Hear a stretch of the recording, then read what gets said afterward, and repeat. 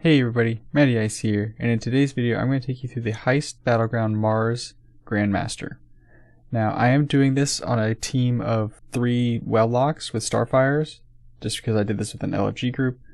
I highly recommend having somebody with Strand. Strand Titan's actually really nice here. The Strand Warlock, Osteo, Necrotics are really nice. Any kind of crowd control is going to be very helpful throughout this Grandmaster, just because there are so many adds that are just kind of difficult to kill and they clump up together. But with 3 Starfires, it went pretty well.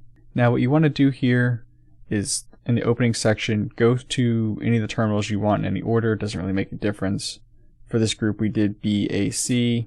I personally like to do ABC just because it gets the death tongue out of the way early.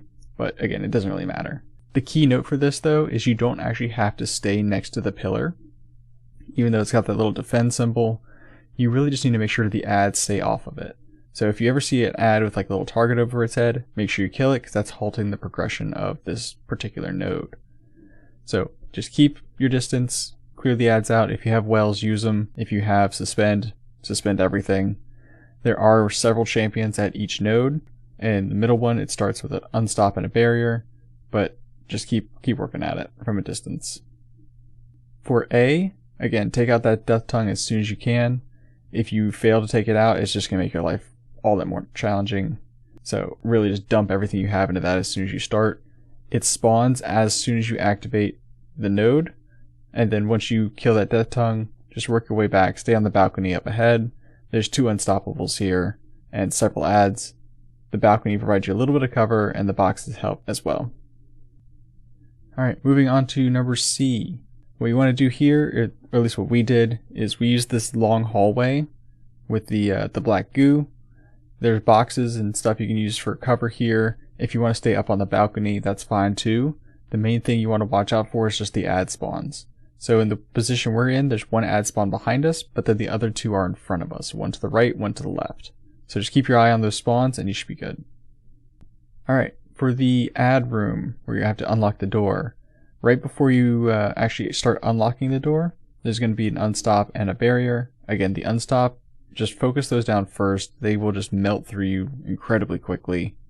The nice thing about Warlock is that you can actually stun them with the explosions from your grenades, so it's pretty easy to do there. But focus them first just because they will destroy you very quickly. When you're actually doing the hack, you don't have to all stay clumped up here. Having somebody up on the balcony is actually kind of nice, but again, since we're running 3 wells, we're able to just keep welling through this whole encounter. Suspend, again, very, very helpful here if you have it.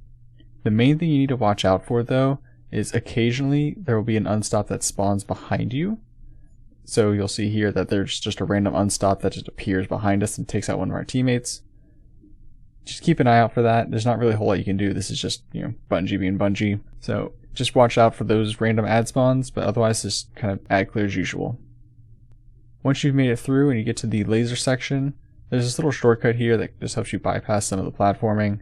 If you can't make it, don't stress about it. It really doesn't save you that much time. It's like 20 seconds worth of time. But once you get into the vault, you want to make sure you send 1 person above the entrance to get the free little laser core, and the next person you want to send to the right. Keep your 3rd person in the center to clear all the ads, and you should ideally be able to get all 5 of the seals done with the 2 cores. But if not, you want to send your center person to the left side as soon as they've shot their laser. And then everyone else just ad clears, because getting those ads out of there is important. For the boss room, there is a cheese spot that we will be using, and I will be demonstrating here. The best one, or at least the one that is more popular, is this one directly to your right. That's where my 2 friends go. I'm actually going to be activating the encounter and then going to the one on the left. Now the one on the left here is blocked on the sides, but has the front and the back open. So you see there's a little cubby here in the front and the back. You can stand in it. You're incredibly safe in the left one. The one on the right, the sides are open, so it's a little bit easier to shoot out of, but it's also easier to get shot in.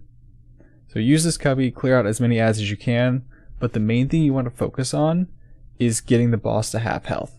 Once the boss gets to half, that's when the whole dunking of the cores to break the shield starts, but the main thing you're doing this for is to stop the continual wizard spawns. The wizards will continually spawn until he gets to half health. So again, here you can see the power of my particular cheese spot. the boss will just run up next to you and just sit there and look at you. So as long as you stay in your little cubby, you'll be safe and you'll be good to go. Once you get the boss to half, you just have to wait for him to dissipate and kind of teleport away from you. Again, this is the whole dunking phase. There is an unstoppable ogre. Again, prioritize that as soon as possible. And there's also a barrier champion that's in the center. The barrier is less important, but obviously still crucial to take out, along with all the other adds. The adds do infinitely spawn, but the wizards only spawn after you dunk the ball. I believe there's only 2 wizards that spawn with each dunk, but I did not actually take the time to count those out. So you can see here I'm making a run for the dunk. I see that the barrier is still up and active, so I prioritize taking that out rather than dunking, because you can always grab a new ball. Especially with a teammate down, you want to make sure you have all 3 of your teammates up, because when you go to dunk, and if the boss happens to be in that area, the boss will absolutely murder you. His slam attack has a much bigger reach than you would think. You can see my teammate is up in the air flying away, and the slam still gets him. So this is likely to happen, so it's fine if you have somebody die with each dunk. Just make sure you have the reses to make that an option. Otherwise, try to pull the boss's attention back to one of the cheese spots and use that time to dunk. Now, if you're in a situation where both of your teammates are down, it kind of depends on what class you're running. Since I'm on a well, I can just try to get my well back and use that as a safety.